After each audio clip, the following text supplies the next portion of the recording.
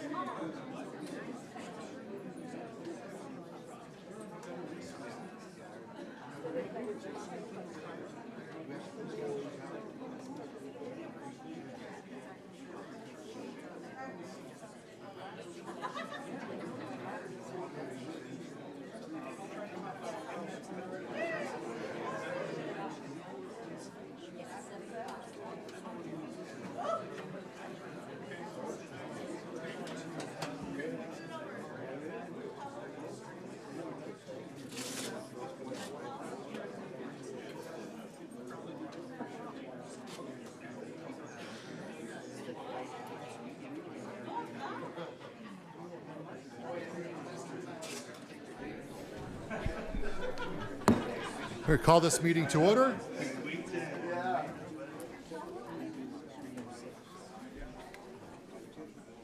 Welcome to the City Council meeting for Tuesday, September 5th, 2023. We will begin with the roll call and determination of quorum.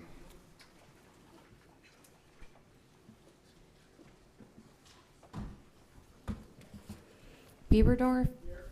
Maher. Here. Roberts. Here. Stroman. Here. Pettigrew. Sechrist. Lehman. Ham. Evans. Roseland. We have a quorum. Thank you. Next, we'll have an invocation from Scott Wiley, and following that, we will have the Pledge of Allegiance.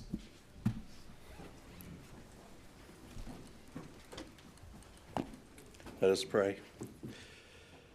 Thank you, Lord, for this wonderful community in which we can live and work and raise our families. Thank you for this council and each member. We thank you for all those who serve this community through law enforcement, public works, development, fire protection, financial management, and all other aspects of what it makes our city to thrive. And we pray that you'll bring glory to yourself through a spirit of peace and unity in these proceedings. We pray for insight to be bestowed upon each council member. We pray that decisions will be made with wisdom and compassion and clear vision. And we commit this time to your glory and the good of your creation. In the name of Christ, I pray. Amen. I pledge allegiance to the flag of the United States of America and to the republic for which it stands, one nation, under God, indivisible, with liberty and justice for all.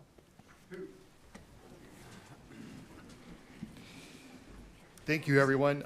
We will begin with general public comment. This is a time for the public to speak on matters or concerns not on the agenda. Action will not taken at the meeting on any issue not on the agenda except by placement on the agenda by unanimous vote of the council members present. I do have a few general public comments. We do have quite a few for a specific item later on, but we will start with general public comment, and we will begin with Brian Peck. Mr. Peck. And Mr. Peck and the rest of the audience, as a reminder, you have 3 minutes for general public comment. When you see the yellow light on here, it means you got 30 seconds to go. Thank you. Thank you for the opportunity. You all know I've talked to you before, but I'm just excited to how things are moving forward with the plans. I just got back from Decatur, Illinois. No, I didn't. It was Decorah, Iowa, excuse me. And I was able to look at some of the things that they have there in their park system. They had a really awesome band shells that they have there and covered place. We've talked about doing a place where we can feed people in over by the soccer field.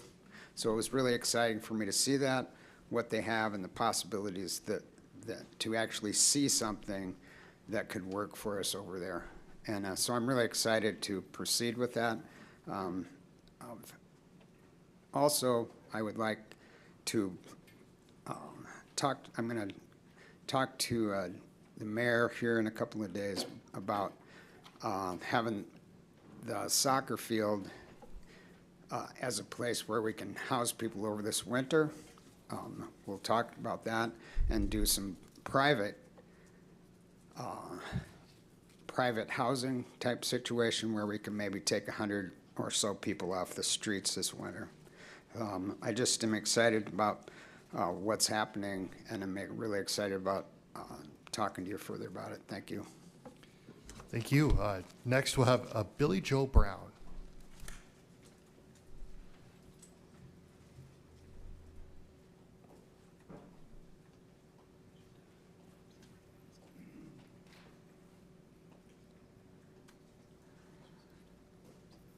Okay. Well, good evening. Ms. Brown, for clarification's sake, is this regarding the Hope Center relocation or Yes. just a general comment? No. Okay, Hope Center. can we save it for Yes. for that item? I'm sorry. Yes, that's Well, fine. want to make sure we stay on track here. Next, I have Adrian Epp.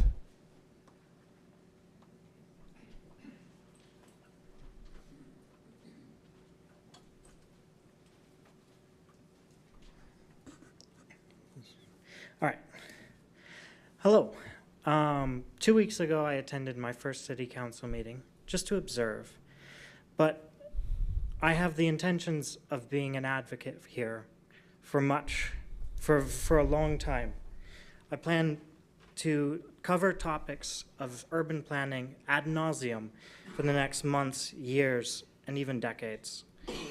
I will continue until I see positive change or until I die of old age.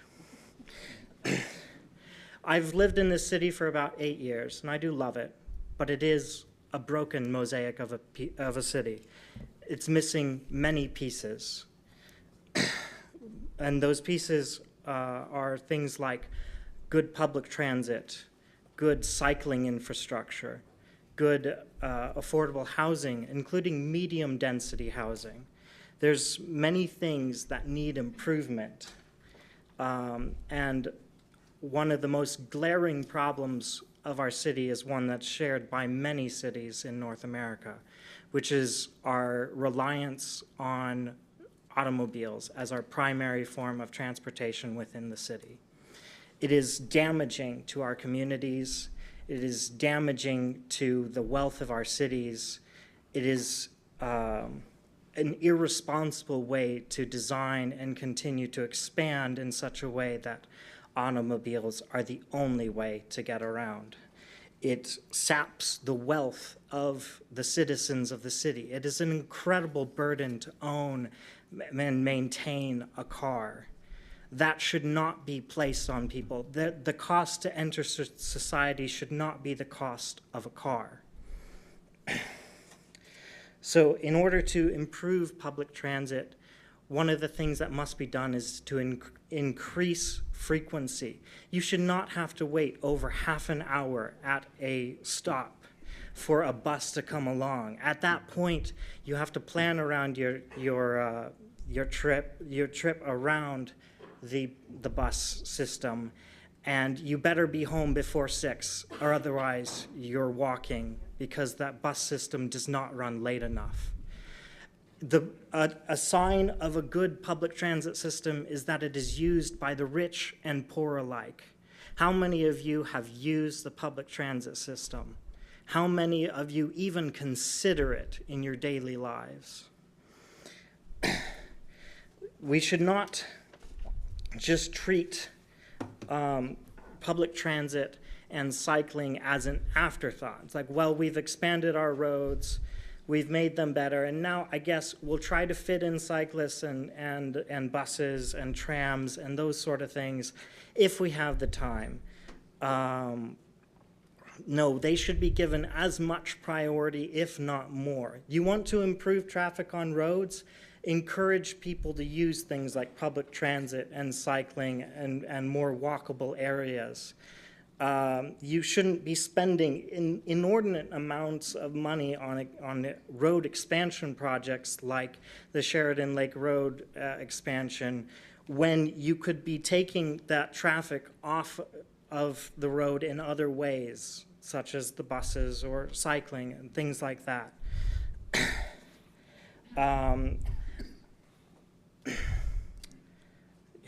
Let's see.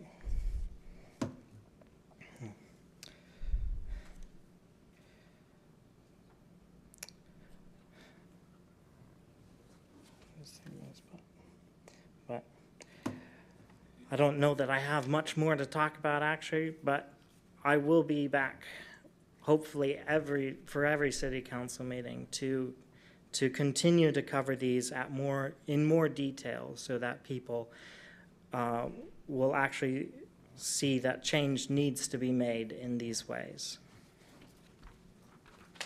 Thank you. And next, looks like Leah Franco, but it looks like this is for the Hope Center item, so we'll save that for item 49 as well. I think that's the end of our general public comment, unless there's another form that I'm missing. Okay, we will close general public comment. Before we move on, I would like to, Mr. Stroman has requested a moment of personal privilege that I will grant. Mr. Stroman? Thank you, Mayor. It was suggested to me that we should note the recent passing of a member of our community whose obituary states that he made a quiet civic contribution to Rapid City, when in fact he made substantial contributions to Rapid City. Don Perdue passed away August 19th at his home in Rapid City. A little background, Don and his wife Joan moved their family to Rapid City in 1986.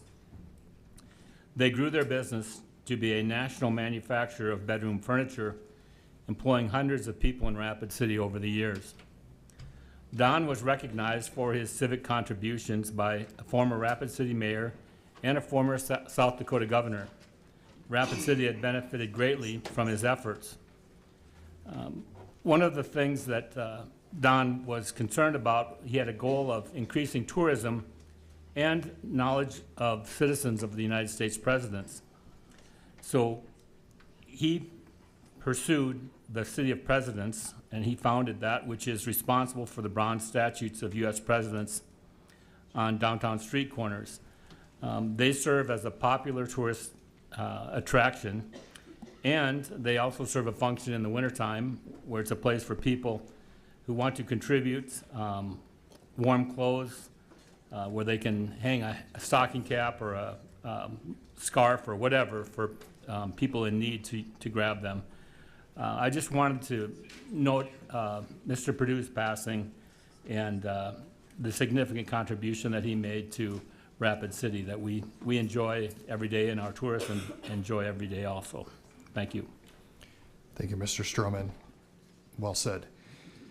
Next, we will move to non-public hearing items 1 through 49, and we will open public comment for items 1 through 37.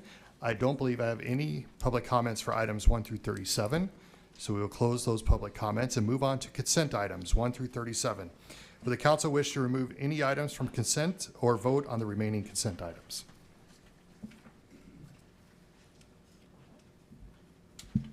Don't all speak at once. Their motion. Going once. Going twice. Got a motion by Lehman and second by Sechrist. All in favor? Aye. Any opposed? Motion carries. That takes us to the end of the consent items. And now we will begin non-consent items 38 through 49, and we will open public comment for items 38 through 49. And we do have a significant amount of public speakers on item 49, which will begin now. As a reminder, you have 3 minutes for public comment. The yellow light means you have 30 seconds to go. That's your warning light. And so hopefully I get all your names correctly, and you'll speak right over here at the podium. To begin with, we'll start with Eric Heikus.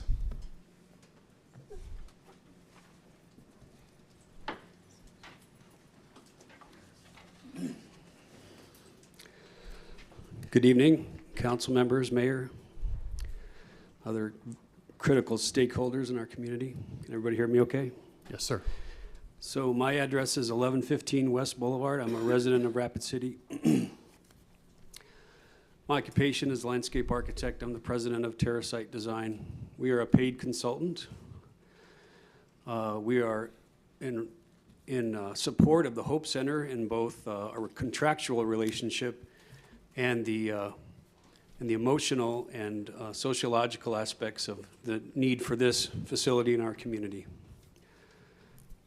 The last mayor of this community told me that I should be a bit more emotional in my appeals and that I should speak with a little bit more voice refraction. So I'm gonna try the voice refraction a little bit, but really I'd like to appeal to your sense of pragmatism today, and I'd also like to appeal to process. That's going to be the subject of what I'm going to tell you.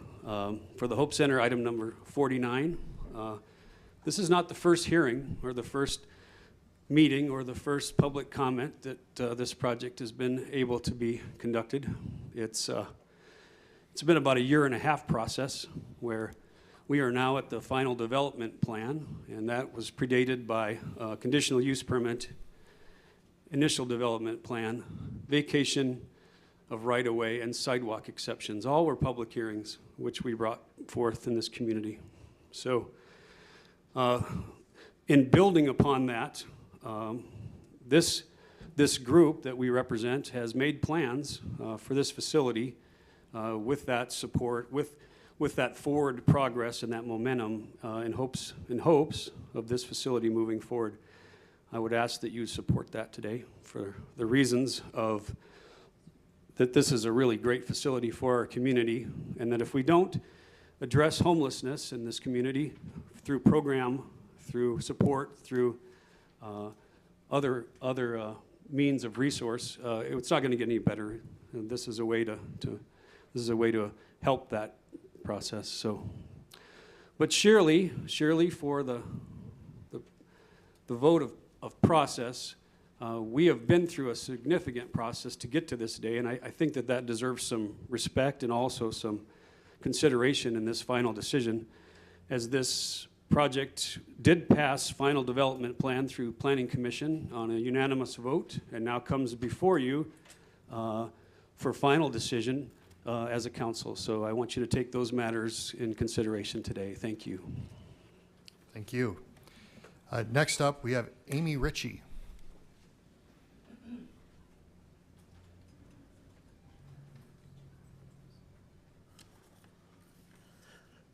Good evening. Thank you for giving me the time today. I have to start by saying I'm the administrator for the Black Hills Regional Homeless Coalition.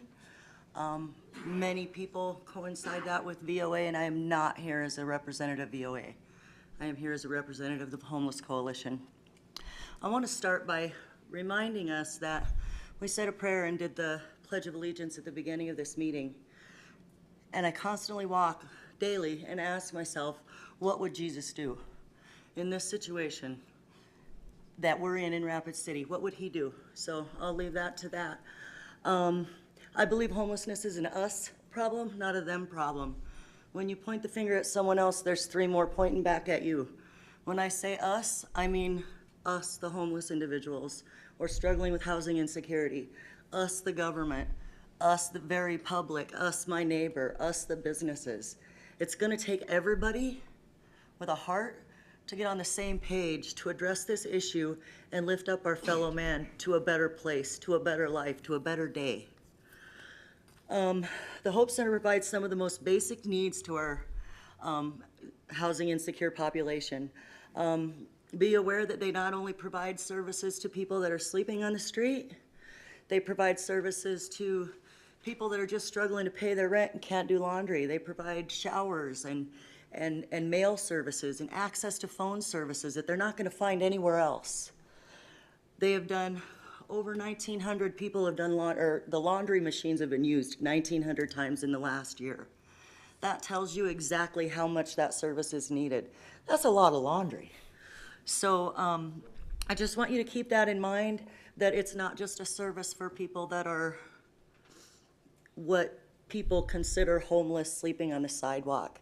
They provide services to a lot of people. The number of success stories, I can't even count the number of people I speak to that the Hope Center has been a light for them, and just walked with them through their processes of moving on to better choices and better lives. A couple of things I want to throw out there that most people in this room aren't aware of is Rapid City holds about 16% of the total population of South Dakota. We also hold 39% of the homeless. So out of the whole state of South Dakota, we're 16% for our population and 39% for our homeless population.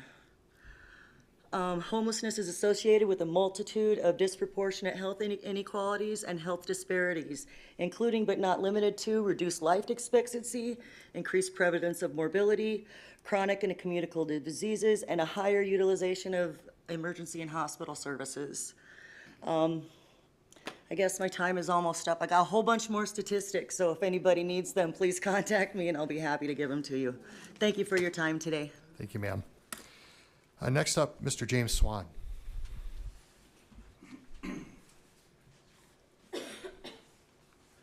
My name is James Swan. I'm the president and founder of United Urban Warrior Society here in Rapid City. I've been a homeless activist for about 15 years.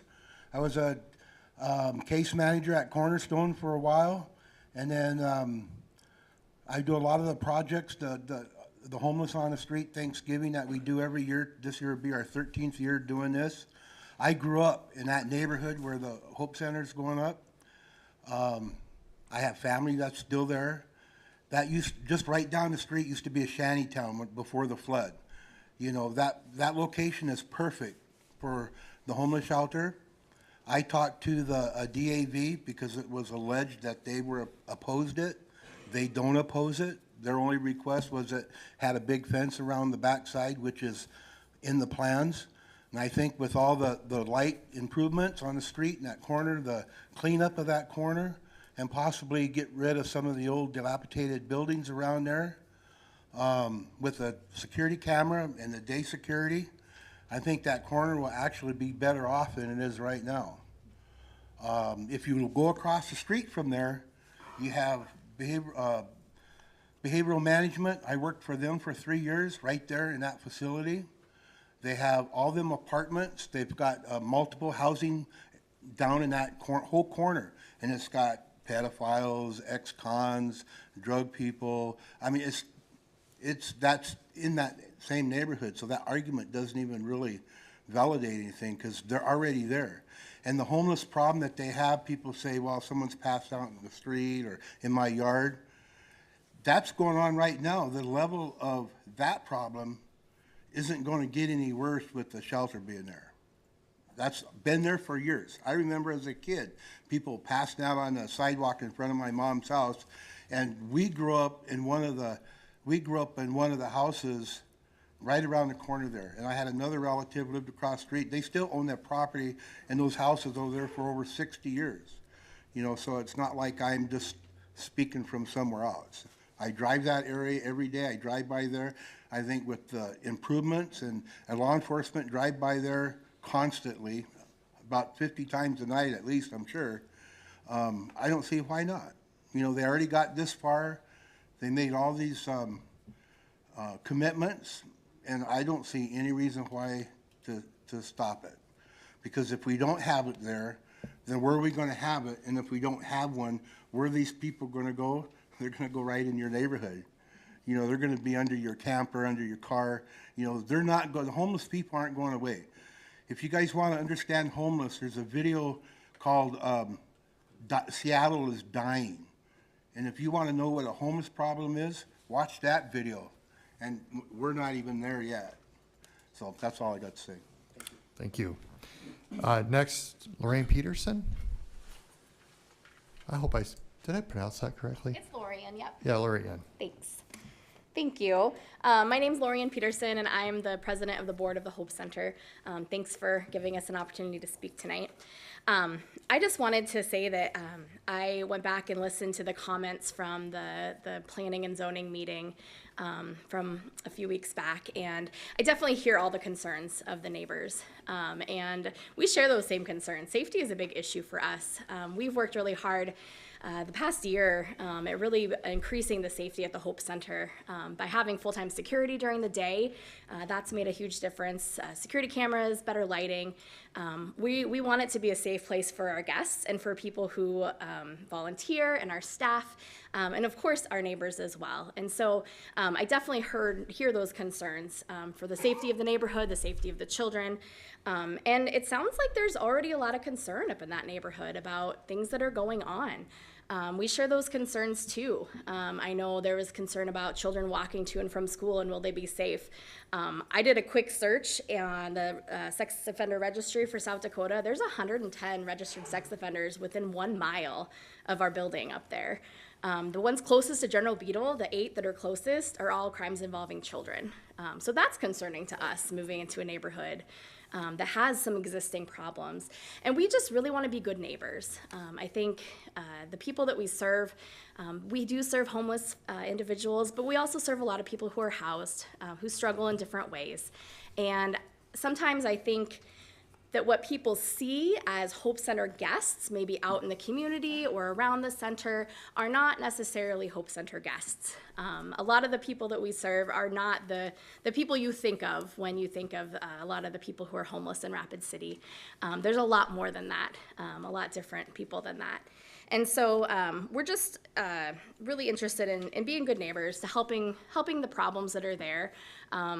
I did check in with a couple city councilmen, and there's no kind of neighborhood watch up there right now. That's something we would want to be involved in, being part of the solution, bringing our security, bringing cameras, things like that, just being more of a presence. We love law enforcement presence in our current location. We would hope that we would continue to have that good relationship with officers driving around and doing walkthroughs as they're able. And so we want to be good neighbors. We're excited to partner with the neighborhood, and we hope we'll have that opportunity. So thank you. Thank you. Next up, Billy Joe Brown.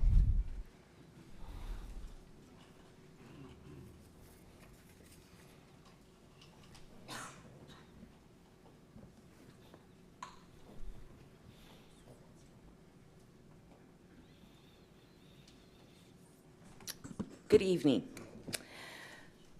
You know my name. I'm going to request a study, an impact study, which has never been done. We just found out about this word of mouth, okay? Okay, this is theirs, okay? Their organization, for the following nonprofit purposes, operate a day center, okay? A day center, not a mission.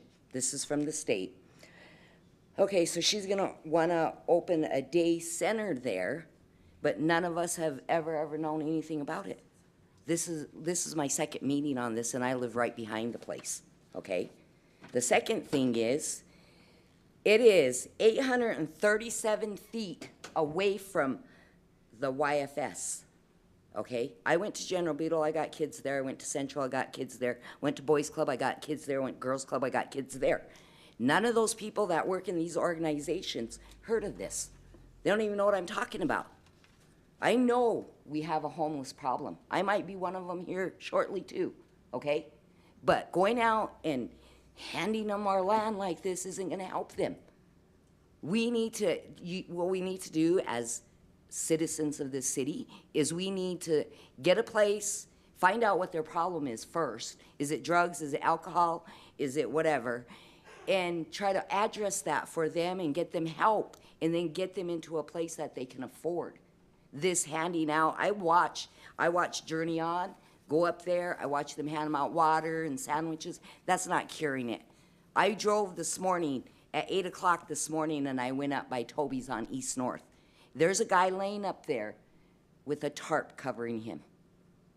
And these guys are gonna come in and they're gonna help him. How are they gonna help him? Give them a sandwich, give them water, let them wash their clothes. That's not helping them. We need to go out there and ask these people, why are you like this? What's your problem? Because Journey On, they don't help nobody. They do not. I went and asked them for help. They said they couldn't help me. They only help you if you're mentally challenged. Well, I guess we're all mentally challenged. But we don't need this. And if you think this is an Indian thing, don't. Because us Indians, we live all over in this city. We got Nick Tilson, he lives up by probably where you guys live. We got Geraldine Church, she lives on the west side, up in the hills. So us Indians live all over in this city. It's not just one part of the city. But you guys did not do your guys' research. And you guys did not come and talk to us. I understand our homeless problem here, I do. I see it every day. But putting them right there, right in the middle there, is not gonna work. We have all these kids there. We have all these schools. We got Girls Club, Head Start, Boys Club, General Beetle, Central, North. We got them all right there. And you guys want to put that dead center of that. And you guys can't guarantee us that these kids ain't going to get hurt.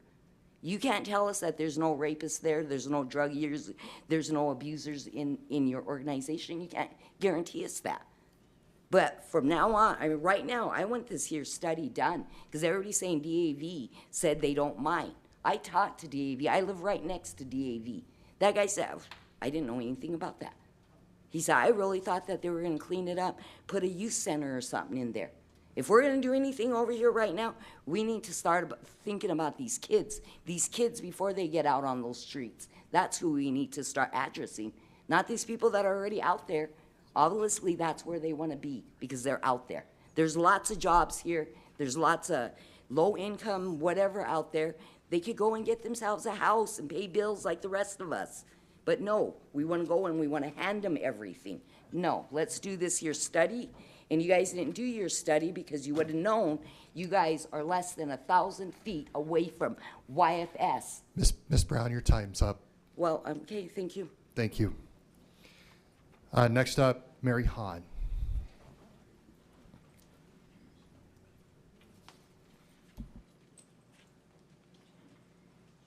Thank you.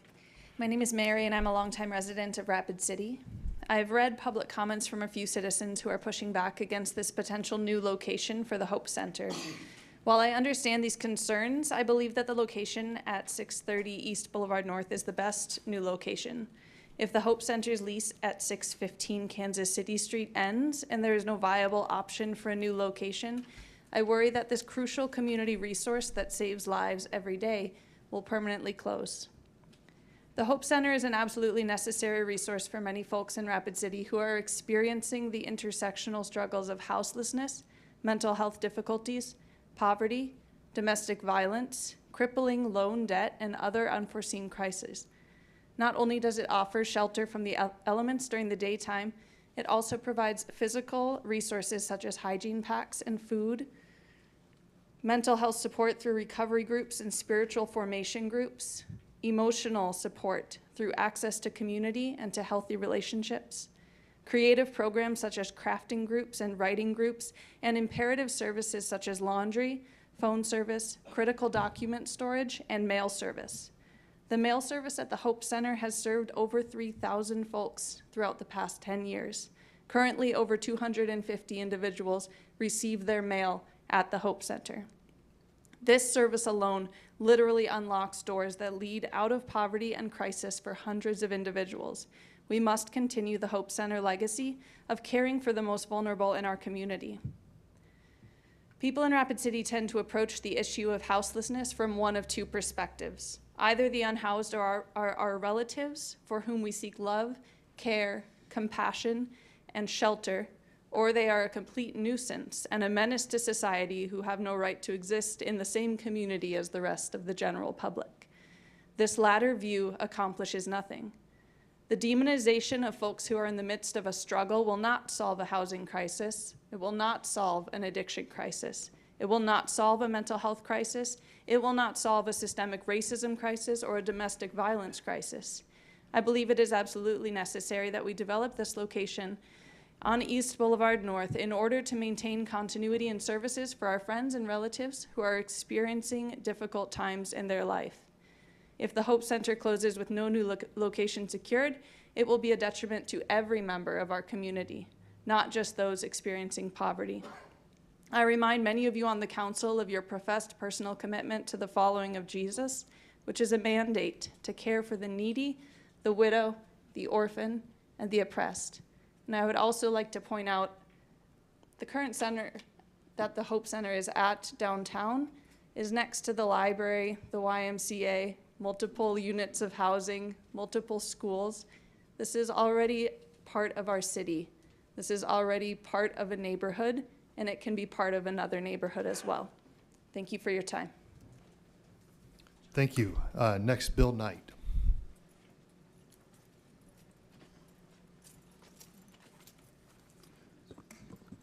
Good evening. My name is Bill Knight. Today I stand before you to make a compelling case for granting the Hope Center its permit to operate at its new location. This decision goes beyond logistical matters. It encompasses fundamental principles and human rights that shape our community. Compassion lies at the core of the request. The Hope Center embodies compassion by offering refuge to those experiencing houselessness. These individuals often face not only the harshness of life on the streets, but also the systematic barriers that contribute to their houselessness. By allowing the Hope Center to relocate, we demonstrate our commitment to a compassionate society that recognizes the struggles of marginalized communities. Humility is about acknowledging our limitations and the collective responsibility to address houselessness and its root causes. We must humbly admit that houselessness in our city is, in part, a result of systematic issues, including racial disparities. Granting the permit symbolizes our humility in recognizing these challenges and our willingness to take action. Common sense informs us that houselessness is not solely an issue of housing. It's a complex problem with deep-seated causes. The Hope Center's new location provides the space and resources necessary to address these root causes comprehensively. It aligns with the wisdom of seeking long-term solutions rather than temporary fixes. To give freely encompasses not only material support, but also the generosity of spirit in offering a helping hand. By approving the permit, we manifest our generosity, extending hope and assistance to individuals who are disproportionately affected by houselessness. Addressing houselessness and its connection to racism requires bravery. It demands that we confront uncomfortable truths and stand up for justice. Approving the permit reflects our city's bravery in addressing these systematic issues head-on and in creating a more equitable and inclusive community. Respect is a fundamental value that should be extended to all members of our community, regardless of their circumstances. Granting the permit is an act of respect for the dignity and humanity of those seeking assistance. It underscores our belief that every individual, regardless of their background, deserves a safe place. Lastly, fortitude is the strength to persevere in the face of adversity. Our city must exhibit fortitude in addressing houselessness and racism, recognizing that progress may be challenging, but it is vital for a more just society. Approving the permit demonstrates our unwavering determination to confront these issues. Furthermore, we must not ignore the intersection of houselessness and racism in Rapid City. Houselessness disproportionately affects communities of color due to systematic disparities in housing, education, employment, and criminal justice. By relocating the Hope Center, we take a crucial step toward addressing this injustice and striving for a more equitable community. Thank you. Thank you. Next, John Stacy.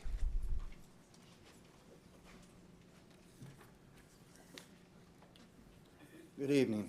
I'm John Stacy, founder of the Fix a Life Foundation. I'm hearing some of these things people are saying, and I'm not sure if we're talking about the Hope Center or a homeless shelter, because the Hope Center is neither. I have been to the Hope Center. I have tried to help people at the Hope Center, and I'm sorry, ma'am, it's a joke. It really is. It's a joke. I've had people claim to be counselors that weren't counselors, people answering the phones and saying that people want work, then when you go down to find them, all of a sudden these people don't exist. And also, I have made a point to study homelessness in the United States firsthand. I have been in the Peter J. Sharp Center in Brooklyn, New York, which is a homeless center. I've been in the Salvation Army Homeless Center in Lexington, Kentucky.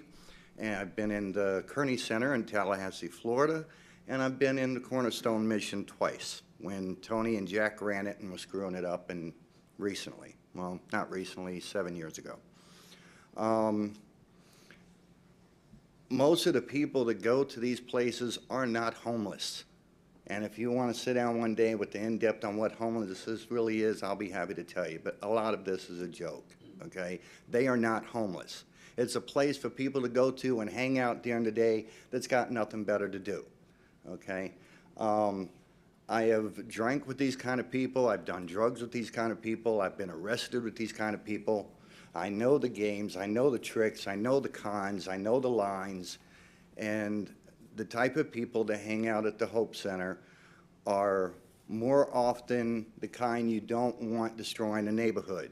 Granted, there may be some people that get some help to your center, and there may be some people who do an honest try to it to fix their lives. But the majority of the people that go there during the day just go there for some place to hang out, and that's it. And I have never seen security around there. I only recently saw cameras, but the young lady that was sitting at the counter said that they didn't work. So I don't know where all of the security comes from. And the other thing that gets me is my foundation tried to hold a special event on the north side, and we were told that that area where this building is going in at 6:30 was city easement and could not be used by anyone for any reason. So why all of a sudden is this place being used on city property? So the place does not need to go there. Crime's going to go up at 5% with the next 90 days, and the police department's going to have a lot more problems.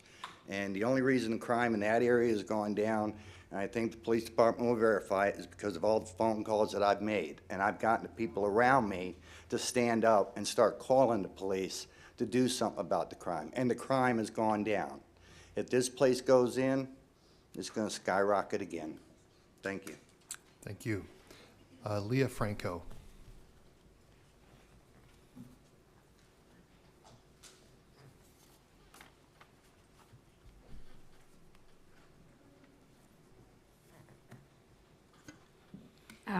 Hi. This is my third time of being homeless in Rapid City. I was born in Mitchell, but I grew up in Rapid. I graduated from Douglas High School.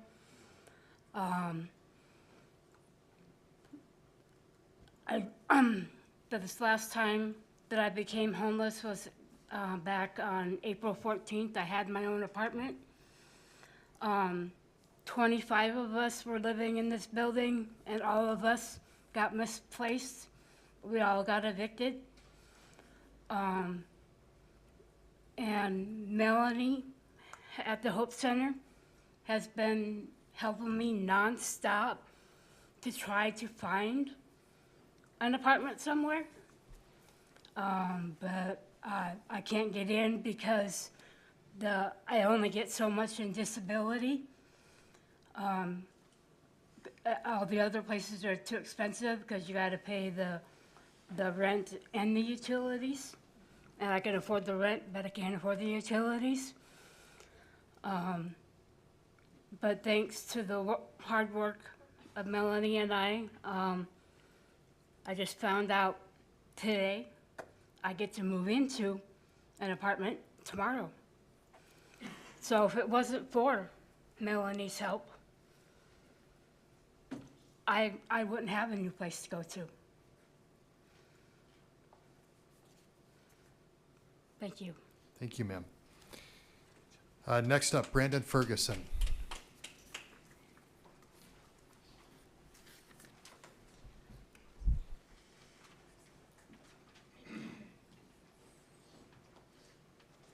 Oh, ana choptan poma petikila ta cholopintelo Brandon Ferguson machi apewo. Pajuta akatiosh by mata. It's really good to be here today and talking in this circle.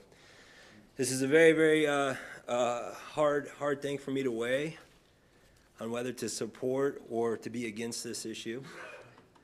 But I think it's very important that we acknowledge one very important thing, and that is our language and our way of life through the tribes is dissolving, and it's a tragedy. But when I hang out with our houseless relatives here in Rapid City and we are sharing a meal with them, that's the language that I hear. And in our way of life, they are our most valued, most sacred individuals that we have in our tribe. These relatives of mine, of ours, that live here on the street are the most valuable asset to our tribes. And therefore, is an obligation of this city to honor and respect them like that.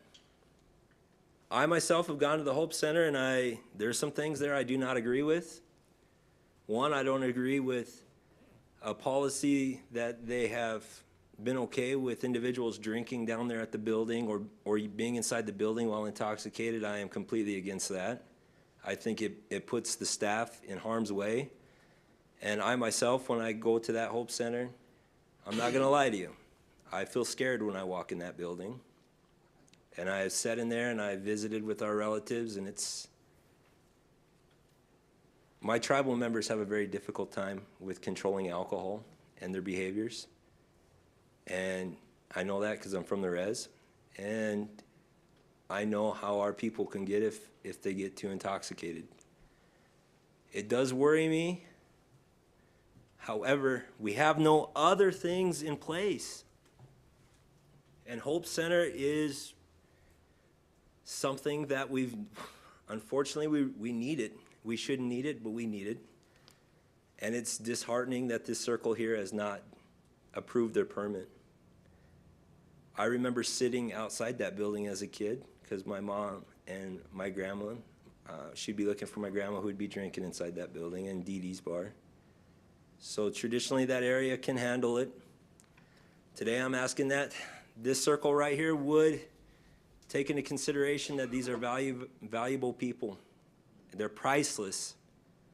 And therefore I'm here to voice my support, and I ask that this circle would grant the permit for right now until we could get something better in place. Thank you. Rick Bell.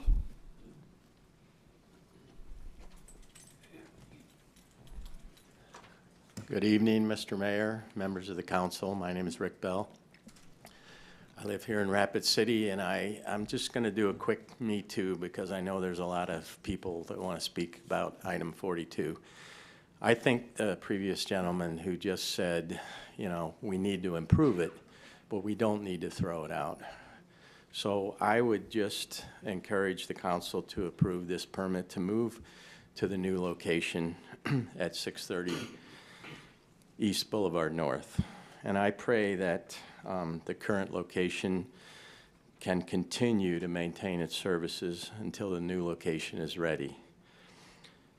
And also, you should note, as has been said previously, that the services are not exclusive to the homeless and houseless people, but they also serve a number of different people in this community. And so I would encourage you to approve this permit. Thank you. Thank you. Next up, Mr. Brad Clausen. Pastor Brad Clausen, excuse me. So I don't suppose it would help if I said I was colorblind to yellow. Sorry. My name is Pastor Brad Clausen. I've been here 25 years, been working with men in a multitude of different formats, mostly in Bible studies, small groups, one-on-ones. I also do one day a week I do a devotion at the Hope Center. I get to interact with people. I've never been afraid to go there for 10 years. There was a time when we probably were a little too loose, but we didn't have enough money to hire everybody that we'd like to hire. We have a problem. It's a huge problem. It's not just our problem. It's all over the United States. Just heard on the national news today that Casper, Wyoming's mayor was on a major network talking about his homeless situation. Part of that is a result of the illegal immigration that's taking place, moving into major cities, which takes up multitudes of resources that then push people out into other places. We have cities that are looking at us as a place to dump their homeless. Salt Lake and Denver come to mind. That's a word on the street. You can get a bus ticket and come to Rapid City. Of course, we send people out when they want to go in the wintertime. There's a circuit that starts here and moves all the way around the West Coast, out to the West Coast and back here, according to the weather. Every religion, or almost all religions, and the humanists as well, believe in the dignity of man. Each individual has value. As broken as we are, God loves us. Somebody loves us. And we have dignity. And we need to remember that. And we need to figure out how to help them. Look, you're not gonna solve the homeless problem. It's coming. It's gonna continue to come. You can kick them out as fast as they come. If you close the Hope Center, where are they gonna go? Well, you can't kick them out of the library unless they're doing something wrong. We have a huge issue. We have a mental health issue, we have an addiction issue, and all of which you know. I'm not telling you anything you don't know.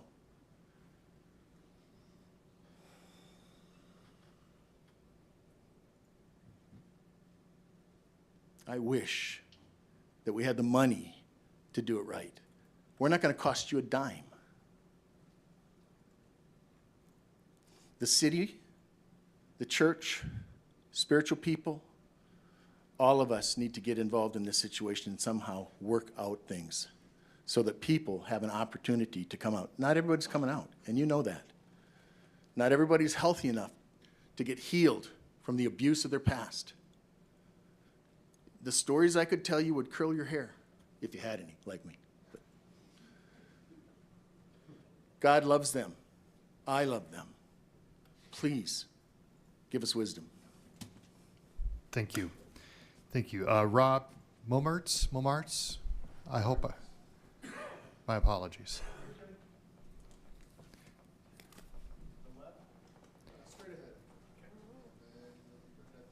Yep, I've been here before. Yes.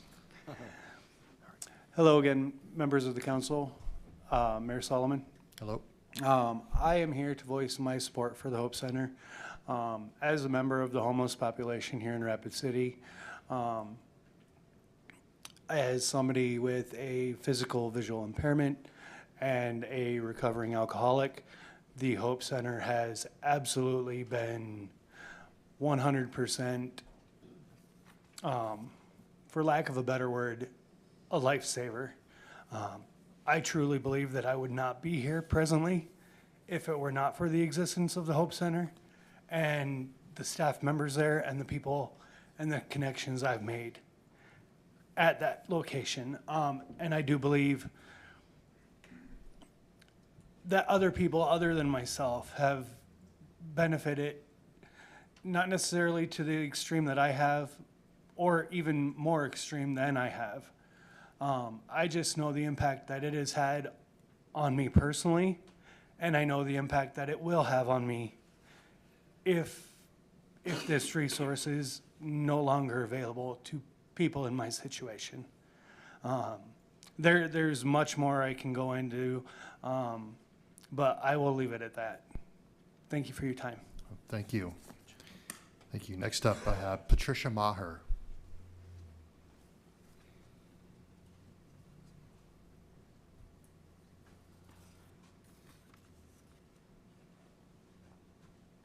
Thank you, Council. My name is Patricia Maher, and I live at 651 North Maple Avenue.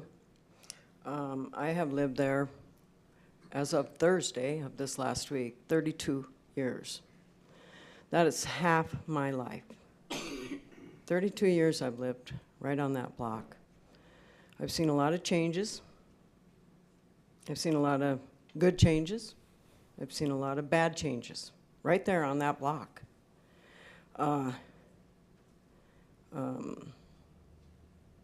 There's this big apartment building that went up right beside me. That was not a good change. I was living there 11 years before that was built.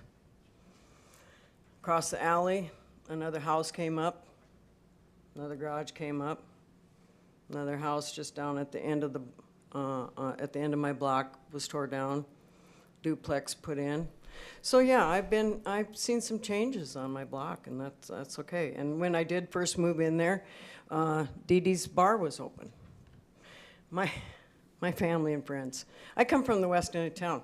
Actually, just down the street, I grew up from Mr. Bill Evans right down there.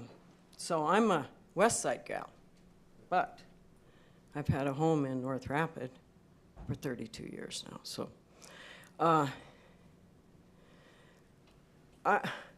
when Dee Dee's was open, yeah, I had them passed out in my driveway, in my yard. I'd have to call the ambulance, the fire department, whatever. I'd have to call, let them know, they'd come. They'd get them out of there. That's okay. The bar closed. You know, things started cleaning up. The neighborhood started cleaning up. Actually, right after I bought the house was a dump. Trust me, this was a piece of crap. And the neighbor that this gentleman here speaks about lived across the street. She lived there 40 years, and she came across the street and said, I just had to come over here and thank you. Thank you, thank you, thank you so much for making this place look better. I said, well, you're welcome. This is my home. I'm going to make it look good. This is my home. This is going to be my home. Well, she's since passed many years. So I have another neighbor in there. And then, anyway, I have a lot of new neighbors that have just recently bought their homes in the last, say, 1 to 4 years. And this is just being put on them. And a gentleman here said, oh, the design team, which is on the city board too, which is kind of a conflict, I think. But anyway, now I forgot what I was going to say about it. I got thrown off, and I think that's a conflict of interest. But anyway, I oppose this being put there. I'm already seeing so much on my block. Ms. Maher, your time's up. It is? Yes. Okay. I oppose this. Duly noted. Safety. Thank you. Next up, Cindy Rosales.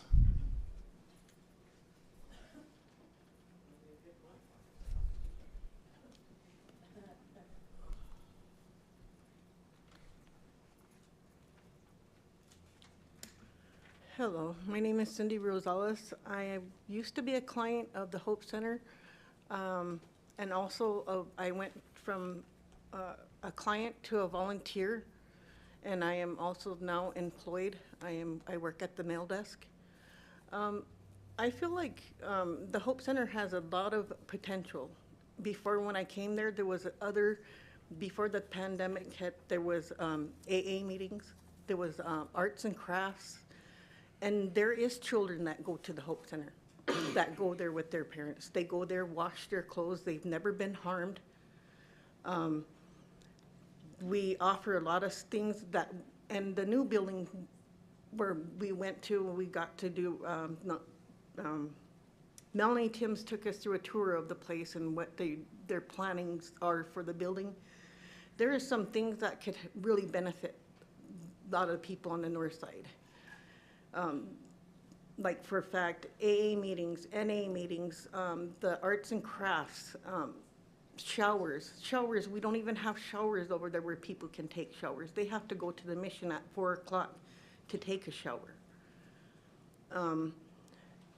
You know, and there are just a lot of things that could benefit the community there. Nobody's ever come down there. I've heard some of the people make statements of them coming to the Hope Center. But I feel that the Hope Center is a need. There's so many people from the north side that I know that come there and collect their mail because they live with somebody in their house because they have nowhere else to go. Because the mission's full, the woman's mission's full, so they're put out. And is family members that do take them in, but they can only take them in for a certain amount of time. Then they're back on the streets trying to find another place to go. Yeah, with the children, the children come there. They love it there. I mean, every time a kid comes in that door, they come running up to any of us. There's only 5 staff members, so we're really short-handed. We got volunteers that been there, that are elderly, that been there for 5 to probably the whole time that it's been open, and they come every day. Every day that they're scheduled to be there, they're there. They come from fields of they're social workers, they worked with children, they were teachers, and they come and they never give up. They see the things that happen, and we do have security there now. And we do not tolerate alcohol to be in that building. They cannot stand out in front of the building or around the back of the building. They are told to leave. So I feel that where they migrate to or wherever they're sitting at, that is the city's business to take care of that and to handle that and take them to detox or something. Thank you. Next up, Mark Don.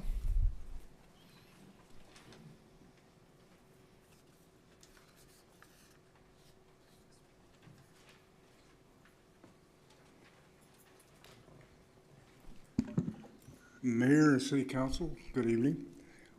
My name is Mark Don. I am a lifelong resident of Rapid City. I'm also a former Rapid City Police Reserve officer for 4 years. I've had the chance to deal with some of the homeless issues from that standpoint.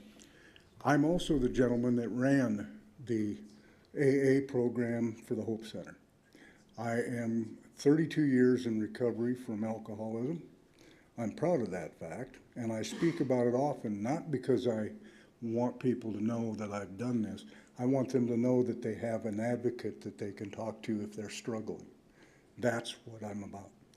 The Hope Center was originally started as an institution to help people who were homeless try to find jobs. And they couldn't do that if they didn't have the ability to get messages and phones. And we found out that it was a lot more entailed than that. A lot of paperwork that you need to have to get a job has to be gotten through the governmental process. And some of those processes are at best aggravating. And it takes time. And yes, there are those who want to take advantage. You know, homelessness is an issue that is, as we all know, is supported by many other additional issues, mental health issues being one of them, addiction issues being another. And we cannot expect somebody to receive anything like sobriety without intervention, without involvement. And it takes time. It's not something that's easily done, and it's not something that everybody gets a chance to do because they don't want to. I understand that people need to recover and that they need to be shown. A lot of these people that come to the Hope Center are people who have no background from family or the association of friends to give them any guidance. So where do they get that from? Well, they get it from the staff of the Hope Center to the best of our ability that we can give them. I am not presently at the Hope Center. I volunteered for 4 years. It's one of the best experiences of my life.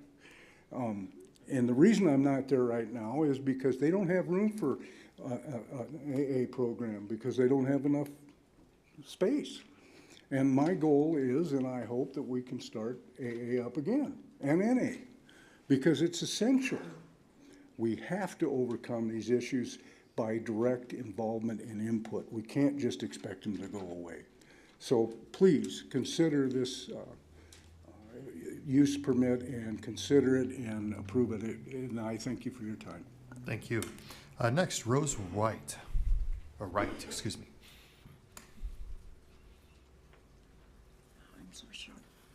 Hi, my name is Rose Wright. I am a volunteer at the Hope Center.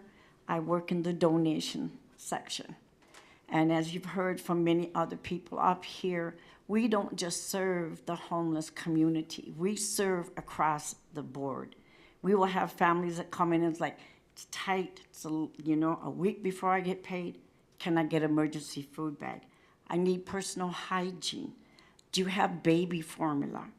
Everything that comes into the Hope Center that is donated goes back out into the community. You know, Leah just spoke about getting her apartment that she's moving into. Well, I have a young lady tomorrow with her daughter that finally is into an apartment. They are no longer living in their van in secret, being afraid that DSS would find them and take her child away. She's coming to see me tomorrow after devotions to get the stuff that she needs for her apartment. I can give her plates, cups, silverware, anything she needs that we all that are not homeless take for granted, okay?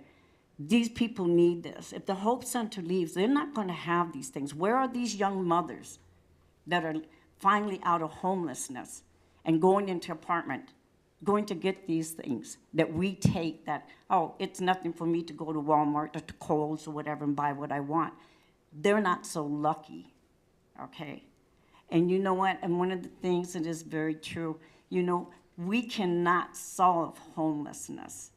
It's all across America. I was homeless for a very long time. When I came out of the military, I became homeless, self-medicated for decades because of what happened in the service. I fell, got up, fell, got up, fell, got up. Finally, I made it. And I've been clean and sober for 25 years now. This is what we need in our community, is for everybody to rally around these people. And we do have many people that want sobriety. A lot of them are scared. They'll talk about it and they'll start crying. You know why? Because it's hard to start a whole new life that you've never had. That maybe you grew up in a family that your mom, your dad, your uncles, your cousins, your brothers, your sisters, they're all addicted somehow. So yes, this new Hope Center is going to give more and more people what we need. You know what? Homelessness is not a crime. It's a national crisis. Okay, next, Roberta Harmon.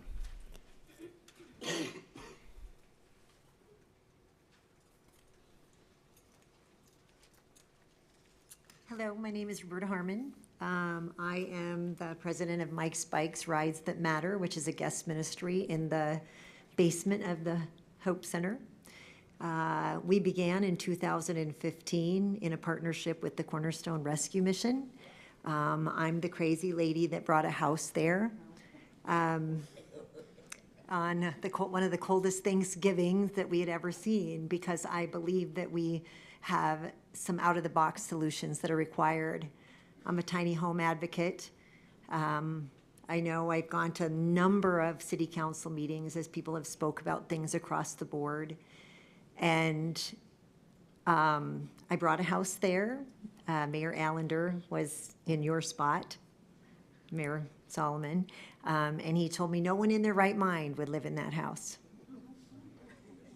But he had changed his mind over time because we have to evolve. The Hope Center has evolved over time. Things have changed from the people that were first there and first attended there. Things have changed. We have to evolve. This is a hard life that we live in for everybody. I'm thinking about the folks that want to cast stones, and I would ask every parent, if you were represented by the behavior of your children, would it always be great? When they threw fits, when they were brats? There's some brats at the Hope Center, but that's not the fault of the Hope Center. They're trying to address it. I think a lot of folks cast stones at Melanie Tim because she is so loving and full of grace, when sometimes I'm just thinking Throat Punch Thursday is in order. But she's not like that. And we need all of us. We need her softness. We need my hardness. We need other people's wisdom, their direction. We need to be in this together. And it cannot be a business model. It has to be a biblical model. And it's love your neighbor as yourself. I had the privilege of going to the lake over the weekend with some folks that have just put their feet on the sober path, and I wanted to reward them. They deserved it. It was hard. So please, give them a chance to evolve and continue to help. And we can ask ourselves, what do we do well, and what can we do better? And we'll just keep working at it. Thank you. Thank you. Next, we have Corbin Nelson.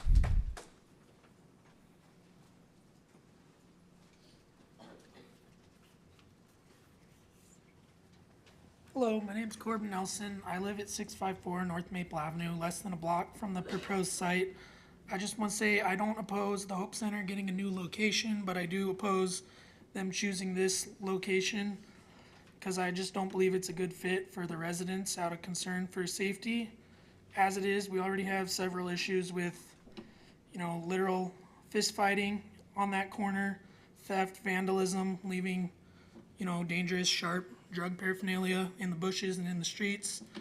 And it is less than 1,000 feet from a school. I know these people do need help, but I just feel like these type of locations, not saying that it's all of them, but it does tend to bring in a lot of undesirable foot traffic, and that's just, the issues now are just from people passing through. When they're coming here to one location, that's gonna bring them into one spot, just kind of loitering, and I don't know if all the people that, even if they're looking for help, I don't know if the people they associate with would always necessarily be looking out for their best interests or the interests of the local residents. So that's really all I have to say. That's just my input. I hope we can find a solution. Thank you. Thank you. I got 2 more to go, in case you wanted to know how many we got left. Next up, Tanchi Weaver. And that'll be followed lastly by Melanie Tim.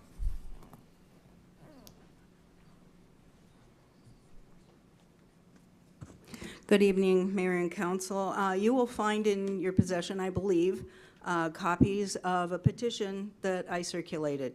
The reason I did this was not something I was asked to do.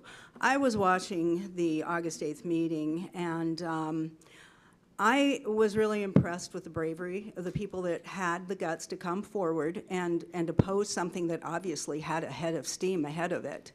And they had what I considered a lot of valid reasons for doing that. So the reason I decided to circulate a petition is just, I put my thoughts and feelings in a petition, what I observed, and the crux of it basically is in the final whereas. It's in the form of a resolution.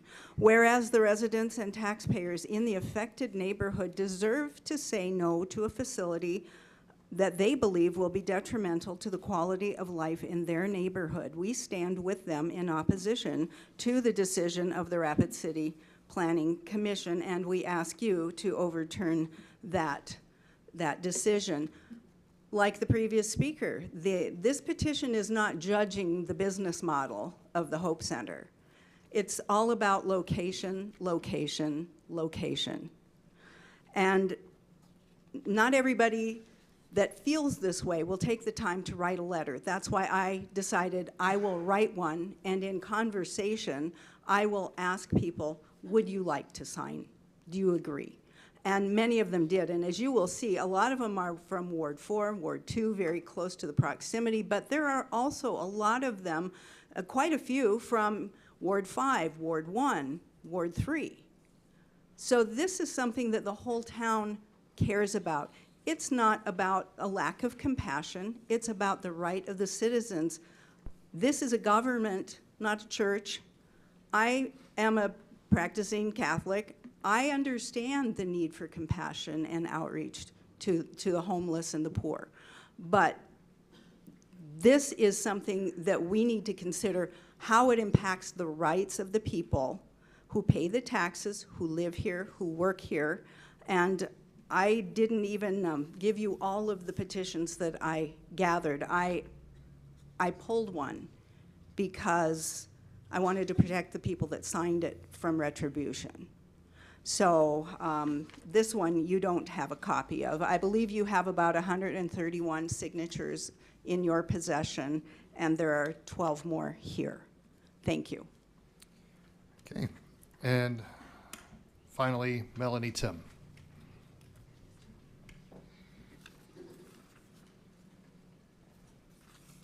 Wow. I'm sure there's a pool through the audience already on how long it's going to take before I burst into tears. So I will do my very best to keep myself together. I'm very passionate about the Hope Center, as are many people who are here tonight. And we are faced with a very unforeseen dilemma. This building, we own it. A private donor in the community purchased it on our behalf. And so it is our desire to go back to some of the services that we were able to provide pre-COVID. The AA classes, sewing, Bible studies, various other things that we were able to do before the whole world went crazy and exploded, and the Hope Center went from serving 100 people a day to almost 300 people a day. Today, 273 people checked into the Hope Center, and that is not a duplicated number. I believe one of the young ladies who I did not know, but I appreciate her speaking on our behalf, said that there were 250 people that received their mail. It's about 1,000 currently. And to date, we've had over 5,000 that used the Hope Center as their mailing address. There is a certain percentage of individuals that are without a home, that behave badly, that make that choice. They're very content in that lifestyle. And what we do at the Hope Center is we don't limit our services to anyone. Anybody who walks in the door is welcomed. And it's up to that individual on what kind of relationship they would like to have with those of us who work there and who volunteer their time. And we are a very small staff, and it's a very small space. And there are individuals who come in that are brats, and we try to deal with those circumstances when they happen. It's a very, very busy place, and a lot of great things happen. But the greatest part of our day is from 9 to 10 a.m. every morning when we do our morning devotion. That is a time where everyone who chooses to participate is heard, they are seen, they are acknowledged, and they are treated with a great respect. And we dedicate that time to go over scripture and to talk about really difficult life things. And when people are being brats, that's pointed out, and we try to deal with those circumstances as they arise. I would hope that we could bring a lot of safety to the community. I hear what's being said. It's not falling on deaf ears, and I hope that we are given that opportunity. Thank you. I see I'm out of time. Thank you, Ms. Tim. And if you stand by, when we get to your item, the council may have questions for you. So, all right, I think that closes public comment for non-consent items. We're going to move on to item 38, introduction and first reading of ordinance number 6586, an ordinance to amend an ordinance, to amendment to create regulations for indoor shooting ranges by amending Chapter 17 of Rapid City Municipal Code, and the recommendation is to approve. Motion to approve. Second. I got a motion by Roberts, second by Stroman to approve. All in favor? Any opposed? I didn't hear which one. Aye. Any opposed? We got one opposition vote from Pettigrew. Did you want to chime in? Please chime in if you're going to talk. Mr. Evans, you have the floor. It says this is to create a regulation. Is this to approve them? Or are we actually, this could limit them? I guess it's a confusing question. Yeah, let's see if we can go to Ms. Fisher, the Community Development Director, for a response. Thank you, Mr. Mayor. There are currently no regulations existing that would allow an indoor shooting range within the city limits of Rapid City. So by creating this ordinance, we are setting forth design standards and identifying zoning districts where the use would be permitted if designed in compliance with these safety standards, and as long as they were not located within 250 feet of certain uses like playgrounds and schools and churches, etc. If it is within that 250 feet, then it would be a conditional use, and they still must meet all of the safety design standards. So again, it is creating regulations that otherwise would not allow, currently, the use would not be allowed within the city limits. Then let's vote again. All right, and Mr. Evans, just so you know, I think the items following this are part of that whole entire discussion. So, we got a motion by Roberts, second by Stroman to approve. Again, all in favor? Aye. Any opposed? Aye. We got 2 noes, Councilman Evans and Councilman Pettigrew vote no, but the motion carries. Item 39, introduction and first reading of ordinance number 6589, an ordinance to amend section 9.28.050 of the Rapid City Municipal Code related to discharging firearms. Motion to approve. Second. We got a motion by Roberts to approve, a second by Stroman. Any discussion? All right, all in favor say, oh, I see you chimed in there, Mr. Evans. You got me just in time. Just want to remind people, we live in a town where you can't even have a beer in the park. I'm just going to say that before I vote. Thank you. Okay. Any other discussion on this item? Okay. All in favor? Aye. Any opposed? Aye. Motion passes. 2 noes from Councilor Evans and Pettigrew. Item 40, introduction and first reading of ordinance number 6588, an ordinance to repeal Rapid City Municipal Code section 9.12.120, school grounds prohibited acts. Got a motion by Stroman and a second by Lehman to approve. Any commentary on this or questions? Okay, all in favor? Aye. Any opposed? The motion carries. Item 41, a first reading of ordinance number 6581, an ordinance amending section 17.06 of chapter 17 of the Rapid City Municipal Code, a request by KTM Design Solutions, Inc. for Millstone LLC for a rezone request from Light Industrial District to General Commercial District for property generally described as being located at 1002 West Main Street, and the recommendation is to approve. Move to approve. We got a motion by Roseland and a second by Roberts. All in favor? Any opposed? The motion carries. Item 42. First reading, ordinance number 6582, an ordinance amending section 17.06 of chapter 17 of the Rapid City Municipal Code, a request by Long Branch Civil Engineering, Inc. for ZCO Incorporated for a rezoning request from General Commercial District to Light Industrial District for property generally described as being located at 2214 Marlin Drive. Move to approve. We got a motion by Roberts and a second by Sechrist to approve. All in favor? Any opposed? Motion carries. 43. First reading of ordinance number 6583, an ordinance amending section 17.06 of chapter 17 of the Rapid City Municipal Code, a request by FMG Engineering for the Evangelical Lutheran Good Samaritan Society for a rezoning request from General Agricultural District to Medium Density Residential District for property generally described as being located west of City Springs Road. Move to approve. Got a motion by Roberts, second by Maher. All in favor? Any opposed? Motion carries. Item 44. First reading, ordinance 6584, an ordinance amending section 17.06 of chapter 17 of the Rapid City Municipal Code. A request by Donovan Broberg of ARC International for a rezoning request from General Agricultural District to General Commercial District for property generally described as being located at 1840 Fountain Plaza Drive. Move to approve. Got a motion by Evans, second by Roberts to approve. All in favor? Any opposed? Motion carries. Item 45. First reading, ordinance number 6585, an ordinance amending section 17.06 of chapter 17 of the Rapid City Municipal Code.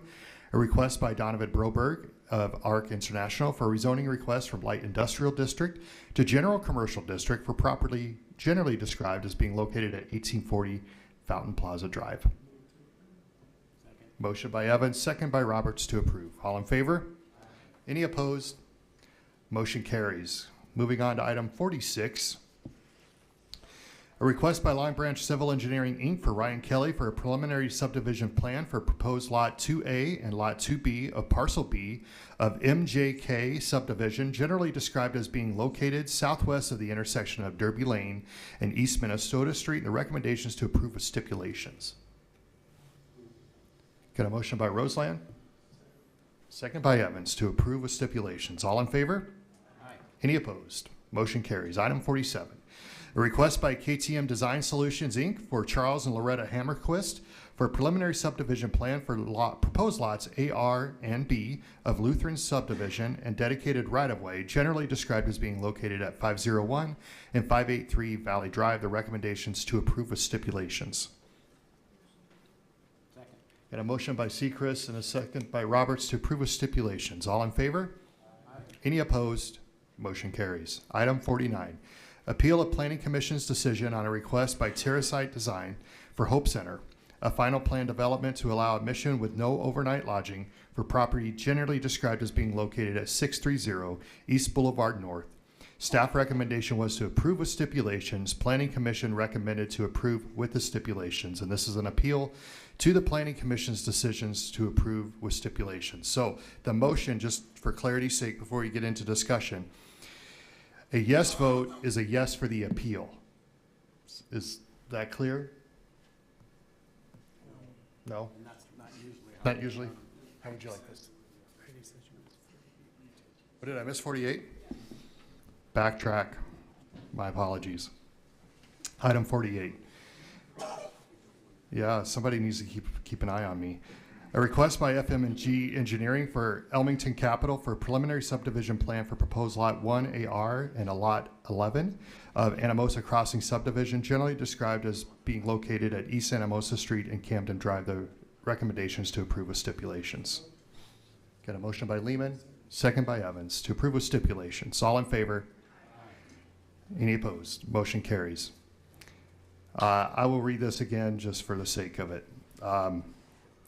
And we will talk about how to make this recommendation. Appeal of Planning Commission's decision on a request by Terrasite Designs for Hope Center for a final plan development to allow admission with no overnight lodging for property generally described as being located at 630 East Boulevard North. Staff recommendation was to approve with stipulations. Planning Commission recommended approval with stipulations. I believe what I'm hearing is you don't like that route, so a yes vote, should we say a yes vote is approving this location with stipulations and a no vote isn't? What would you recommend, council? You mind? Yes, sir. Go ahead. There you go. Typically on these, we either approve the appeal or we deny the appeal. Right. So the motion would be made that way. That's what I said originally. No, you said yes or no. A on yes it. to the appeal. So we usually just make the motion to approve the appeal. Okay. And then if you approve it, you vote yes on it. Yes. I think you were getting the cart in front of the horse on that. All right. That could very well be. So. All right. Is that clear? So Mr. Roberts says to approve the appeal. So we have an appeal from community development. I knew Vicki was going to help me out here. So Help us out, ma'am. Thank you, Mr. Mayor. The decision of the Planning Commission has been appealed. The Planning Commission approved this with stipulations. It's been appealed to the council for your decision. If you uphold the appeal, you are denying the plan development. If you overturn the appeal, you are then concurring with the, if you overturn the appeal, then you are concurring with Planning Commission. So maybe it is best, because we get confused by this every time. Every time. If we just say a yes vote means you're saying yes to the use at this location, and a no vote means no. Joel, because this is an appeal, do they have to take action specific to the word appeal? We'll get you in there, Mr. Attorney. City Attorney Joel Landine. I think it's just important that it's clear. I don't really want to get bogged down in how you word it. It's just clear you're either supporting the appeal, or I should say supporting the project, or you're granting the appeal. If you're granting the appeal, then you would not approve the project. Because I mean, you could actually add additional stipulations and things to it. So you really are just reconsidering by appealing it, you're considering the plan. Is it a plan development? You're considering it fresh. So it's just like you're sitting like the Planning Commission to hear the appeal or to hear the item, and you're starting over. So I don't really care how you do it, as long as it's clear what you're doing and everyone's on the same page. All right, I tell you what, let's do this. Let's get through the discussion of this item before we get to the motion of the item. I will make a decision on how we will vote on that. First, we would go to Mr. Stroman. Councilor Stroman. Well, thank you, Mayor. I was just going to follow up with what Director Fisher said. I believe a yes vote in this case, depending on how the motion should be made, so that a yes vote approves the move to the new location, and a no vote would disapprove the move to the new location. That's the way I think the motion should be stated. Very well, duly noted. Thank you. Councilor Evans, you have the floor, sir. This is a very, very tough vote. And frankly, I was on the fence about this. I had long discussions with a few of my colleagues. And I could have gone either way on this particular one. And then I saw some of these names on the petition, wondering motivations. And then I also was reminded of, since I'm a person of faith, what I was raised in. If today you hear his voice, harden not your hearts. And I may not be in a desert, but I'm definitely being tested, so I'm going to vote to allow this to happen. And hopefully, over the course of the next few months, we can find an even better location, because I don't believe it's the perfect location. I do believe there's a finer one that we can find, and perhaps working with certain developers that I believe could be in the mix, we can find an even better spot than this one. So I will be voting to allow construction. Okay. Anybody else wish to speak on this topic?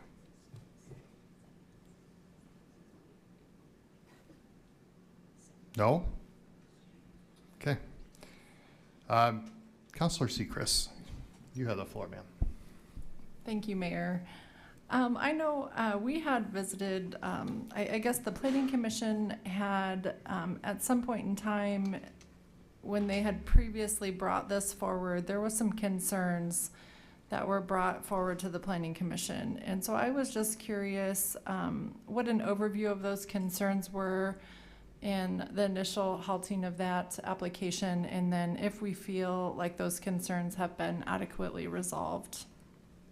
And if I could address that question to Vicki Fisher, please. Yes, we would go to Ms. Fisher. Director Fisher, you have the floor, ma'am. Oh, you should just try that again. So we've learned until the mic lights up that no one can hear you. So Lindsay is correct. Planning Commission was scheduled to hear the final plan development proposal, and it come to the attention of staff that there were some instances occurring at the current location that causes the concern of some of the businesses in the downtown area. And so between the police department, the fire department, and myself with another member from my team, we met with representatives of the Hope Center, and even the property owner had representatives at the meeting as well. We discussed what some of those concerns were. They shared back with us what measures they were taking for screening so that anyone that enters the facility, they cannot be inebriated. If they are not allowed in. If they are in and there's actions that are not acceptable, they are then asked to leave the property. If they won't leave, then the police are called in to help assist them from that site. We talked about accountability. If there are guests that are coming to the current facility, and assuming that that would be the case at the new location too, what steps are they taking and will they take to address accountability, being sensitive to the acknowledgement that there's a mix of both commercial and residential land uses in this new location. And where they're currently at, it's primarily encompassed by other commercial uses. These are property owners that have connections, that have a pretty loud voice. And we wanted the assurance that if these homeowners had issues, voiced concerns, that they would step up and assist with what those issues might be. We had a great conversation. From that meeting, we came out of it to present the item before Planning Commission. Planning Commission did approve the item, and you'll note that there is a stipulation of approval that says that 6 months after they open the doors at the new facility, this item will be back before a public hearing in front of the Planning Commission to review that accountability, to ensure what impact this is having on that neighborhood. So in that light, the Planning Commission did feel that it was to the benefit of this organization and in safeguard of the community that the use would be allowed and that the Hope Center would be held accountable for those that are utilizing to the facility within reason, knowing that there are some similar issues currently existing within the neighborhood. Does that answer to your satisfaction? Thank you, Director Fisher. I appreciate that. I look at this as we're representing the voice of the people, the concerns of the neighborhood. I will not be supporting this request just due to the impact of the residential neighborhood. I believe this is a low socioeconomic area. I live in Ward 2. We have similar residential components in my neighborhood. I would just ask all of us to consider how we would feel if this is in our backyard. I don't not value this organization. I know there's a lot of wonderful people involved in this group, and I appreciate all you do. I don't feel like this is the right location, and I don't feel like a residential neighborhood is the right location for this service. Thank you. Thank you. Mr. Pettigrew, you have the floor, sir. Thank you, Mayor. I've spent maybe half a dozen times in the parking lot where your new location is proposed. I've gone up there early in the morning, gone there midday, and I've gone there in the evening. I was there over the weekend, spent about 45 minutes in the parking lot, and it's a neighborhood. As I sat in the parking lot all those times, there's a trampoline across the street. There's kids jumping on the trampoline, enjoying life. Look up the street, there's, it's a fourplex, 2 stories high. There's kids up there riding their bicycles, tricycles. It's a neighborhood. There were some young teenage girls, I'm gonna say late junior high, early high school, walking through the parking lot. It's a neighborhood.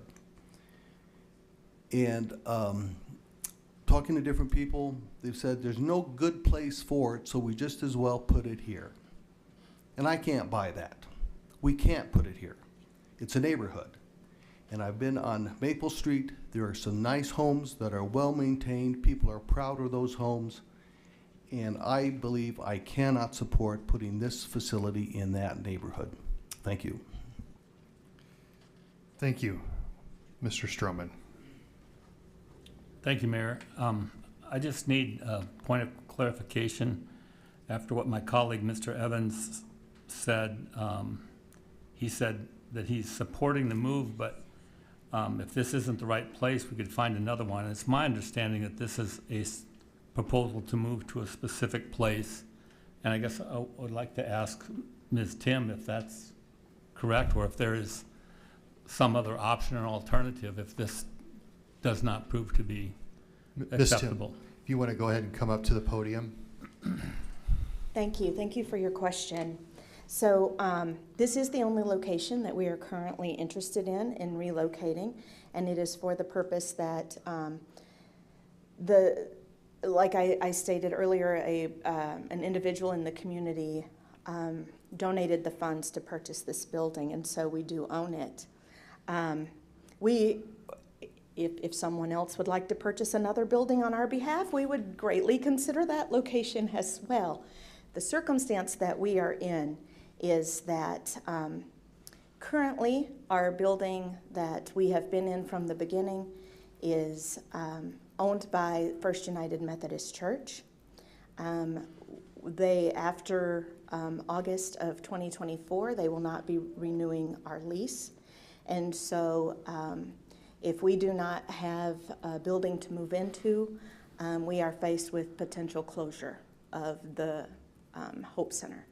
And that is hugely concerning to us, seeing the number of people that we serve and the very meaningful ways that we impact lives.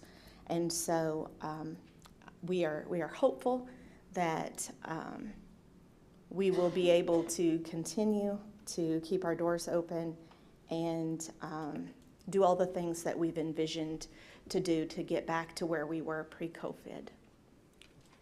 Thank you for that clarification. Yes. I yield. Okay. Go to Councilor Roseland. Thank you, Mr. Mayor. I heard a couple comments from people out there who are in favor of moving to this new location. And the comments I heard were, well, there's already sexual deviants there, there's already pedophiles there, there's already sexual offenders, and a number of other things that were brought up that are already there, so this is not going to be a big problem. I don't understand why that is a reason to move to a certain neighborhood, because they feel that there's already a bunch of sexual deviants and other people there that are not, say, of the norm.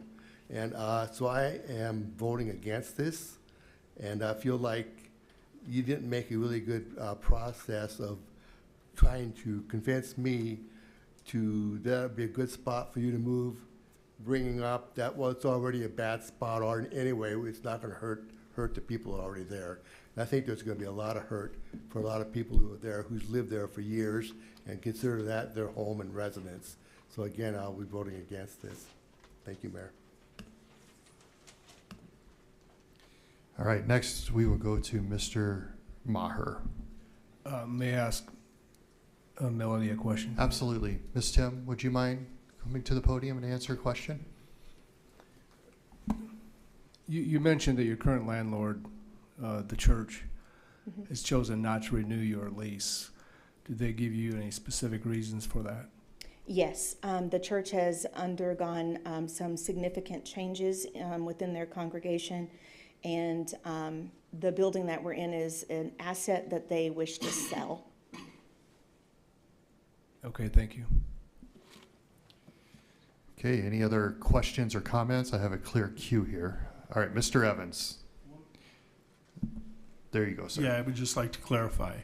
If this was located even a block further into the neighborhood, I probably would not be in support of this, but it is adjacent. There's a lot of empty land. I believe it's about as good a spot as we're going to get for now to make sure that we don't lose this service. So again, I'm supporting this. It's on the fringe of that neighborhood. It's not buried deep within it. That would change things significantly.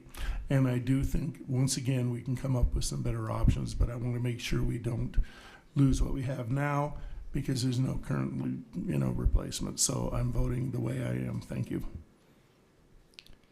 Okay. Anyone else? This is your time before we seek a motion. Mr. Lehman. Thank you, Mayor. I'd like to make a motion to deny the planned development. All right, we got a motion by Lehman to deny the planned development and a second by Sechrist. Is everybody clear what that means? I think it's pretty clear. Nice motion. Should have just talked to Lance to start this all off. Okay. Let's go to a roll call vote. Heidi?